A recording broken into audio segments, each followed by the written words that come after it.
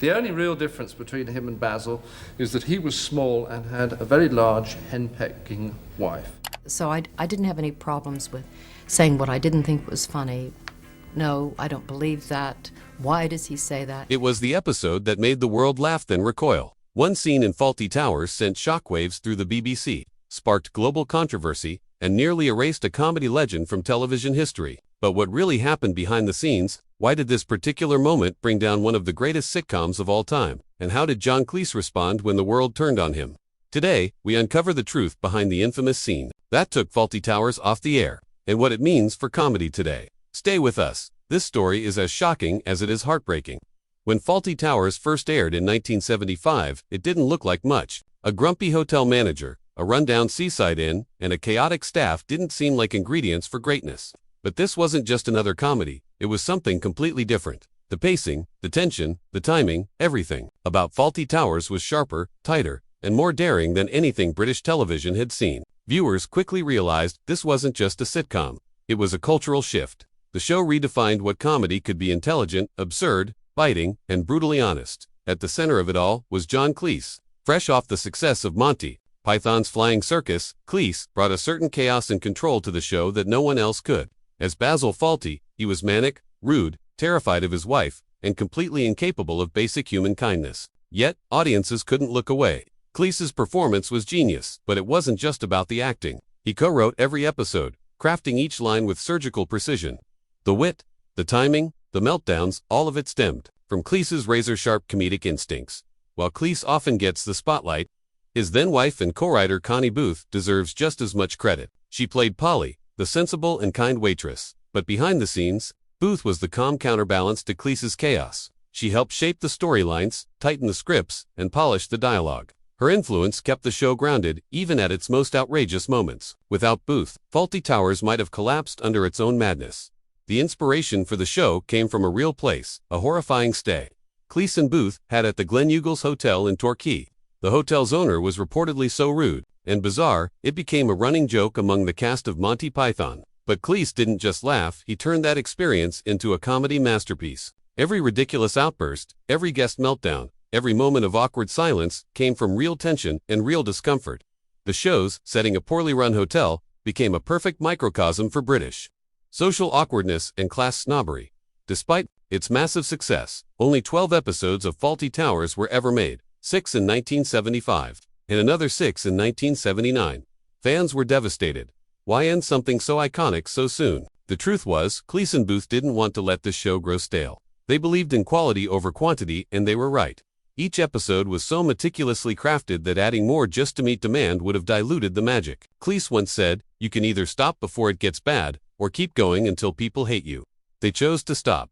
Fawlty Towers didn't just make people laugh, it made them uncomfortable, too. British comedy had long been known for its dry wit, but Fawlty Towers brought a new kind of madness. It was slapstick, but it was smart. It was character-driven, but wild. Each episode unfolded like a tightly wound spring, building tension until everything exploded in hilarious disaster. There were no lessons at the end. Basil never really grew. And that's what made it so real. Critics were mixed at first. Some thought it was too chaotic, too aggressive, but audiences quickly disagreed. The show became a sensation, especially in the UK. However, behind the scenes, things weren't always smooth. Cleese and Booth's marriage was breaking down during the second season.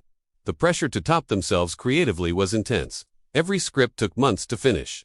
The emotional cost of perfection was high, but they paid it, and the result was legendary. By the end of its run, Fawlty Towers was more than a hit. It was a cultural icon, but part of its legacy would always be tied to risk. The show was never afraid to push the envelope. It mocked everything: class, war, race, social norms, and eventually, one episode crossed a line that the world wasn't ready for. That moment, the infamous scene, would become the most controversial in the show's short history, and it changed everything. Out of all 12 episodes of Fawlty Towers, one stands out, not just for its hilarity, but for its controversy. The Germans, the 6th episode of the first series, aired in 1975 and instantly became infamous. It features Basil Fawlty dealing with a group of German hotel guests, and things spiral into full-blown chaos.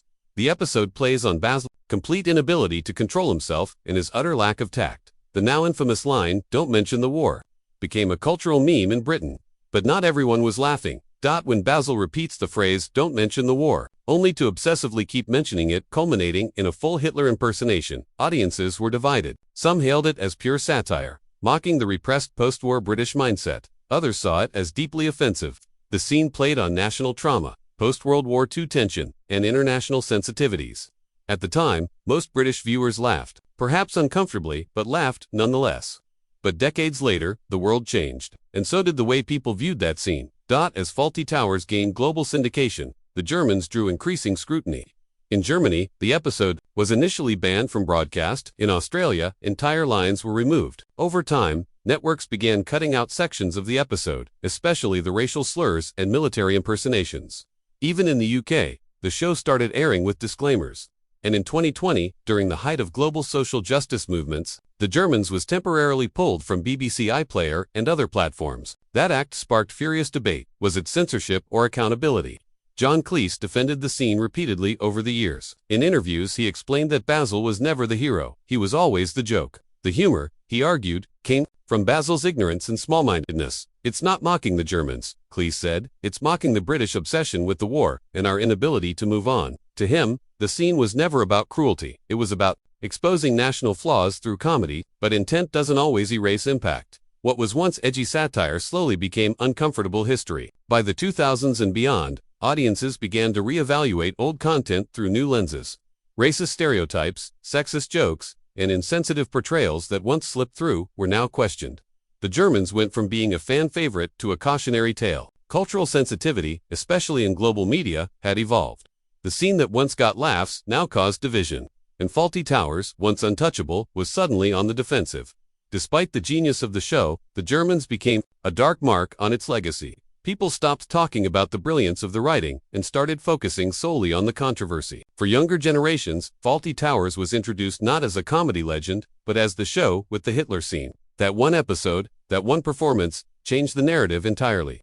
Networks grew cautious, fans grew divided, and the show's creators were forced to justify their work again and again. As Fawlty Towers entered the streaming era, what was once a staple of British comedy came under intense fire. In 2020, amid a global reckoning over race and historical trauma, the BBC temporarily removed the episode The Germans from streaming. This wasn't a quiet decision, it made headlines.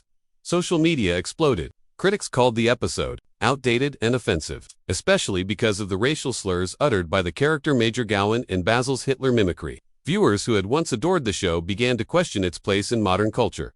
Lifelong fans defended Fawlty Towers as biting satire, pointing out that Basil was the buffoon, not a role model. They saw the show as a mirror of British ignorance, not a promotion of it. But for many new viewers, particularly outside the UK, that context was lost. They didn't see Basil's idiocy as a comedic device. They saw outdated, hurtful stereotypes being replayed without explanation. Fan forums and comment sections became battlegrounds between nostalgia and evolving values. Perhaps the most deafening response to the controversy was the near-total silence from television networks and streaming platforms. While Fawlty Towers remained off some platforms temporarily, few made official statements about its return or its removal. The BBC issued vague explanations about reviewing content, but didn't take a strong stance. Netflix and Amazon Prime declined to carry the episode altogether in some countries. It was as though the networks didn't know what to do with a show so beloved and yet so problematic. John Cleese, never one to shy away from speaking his mind, was livid.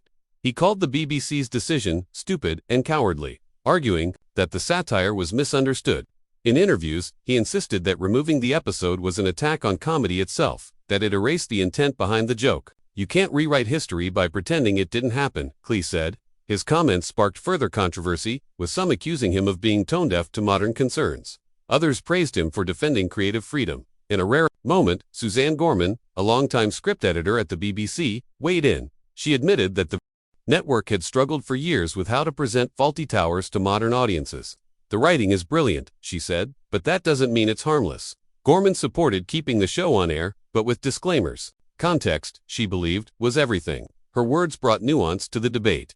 The show wasn't evil, but it was also not immune to criticism. Fawlty Towers was not alone. Around the same time, shows like Little Britain, The Mighty Boosh, and even episodes of Friends and The Office were removed or edited due to problematic content. What was once considered edgy humor had aged poorly. Comedy had to evolve. For some creators, this meant apologizing.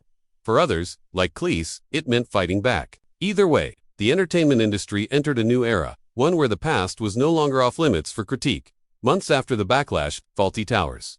The Germans quietly returned to streaming services, but with a caveat. Before the episode played, viewers were met with a content warning explaining that it contains language and cultural depictions that some may find offensive.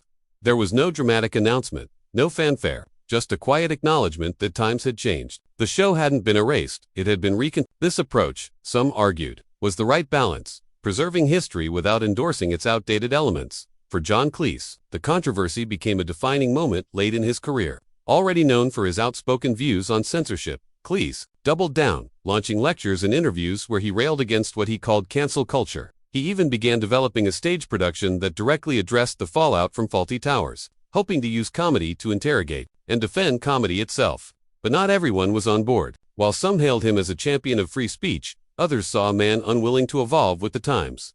The incident served as a wake-up call across the entertainment world.